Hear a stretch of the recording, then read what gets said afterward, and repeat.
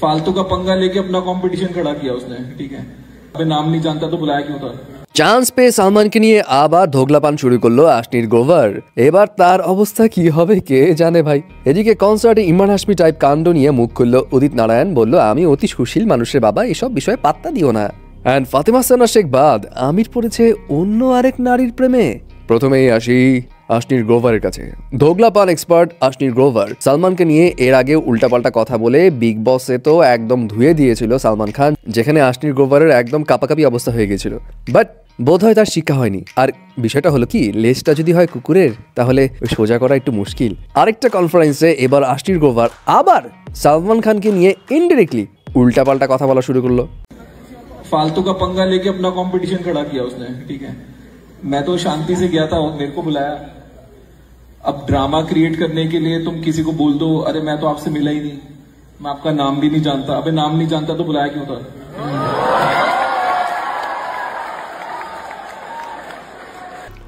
আশনিরের কথা শুনে সবাই যে রিয়াকশনটা দিল, এই যে হাসির, এই হাসির রিয়াকশন দেওয়ার পিছনে রিজন হচ্ছে এরপর যে আশনিরের কি অবস্থা হবে এটা আশনির নিজেও জানে না।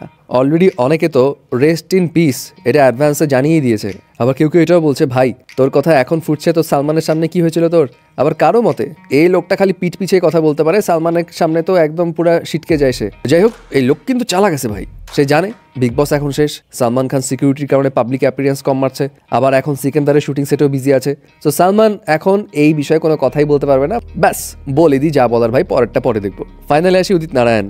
69 বছর বয়সে উদিত নারায়ণের ভিতরে ইমরান হাশমি ভর করার পর সে তো কনসার্টে একদম হাক দিতে চাওয়া নারীকে হামি দিয়ে বসে। যাই হোক, বিষয় সেটা না, বিষয় হচ্ছে উদিত নারায়ণ এটা নিয়ে অনেক কন্ট্রোভার্সি ফেস করে। বাট উদিত নারায়ণ এখন এই বিষয়ে তার নিজের বক্তব্য পেশ করে বলে, আরে বাবা আমি 46 বছর ধরে বলিউডে কাজ করে আসছি, আমি অনেক ভদ্র একটা মানুষের ভাই। আর এই যে এইসব কাণ্ড এগুলো তো ভক্তদের জন্য, ভক্তরা এই দিওয়ানা পান দেখায়, তারা এইসব সিকিউরিটি গার্ড মানে না মেনে আমাদের কাছে আসে, আমাদের সাথে আলিঙ্গন করে, এই সমস্ত কাজ করে। এগুলো তো এত পাত্তা দেওয়ার কিছু নাই, এগুলো সব বিষয় নিয়ে নাড়াচাড়া করলেই বেশি সমস্যা। মানে সে কিন্তু সরি না, উল্টো সে ভক্তদের ঘাড়ে দোষ চাপাচ্ছে যে ভক্তরা এসে তার সঙ্গে এইসব কর্মকাণ্ড করেছে। ভাই ভিডিওতে সবাই দেখেছে কে কি করেছে।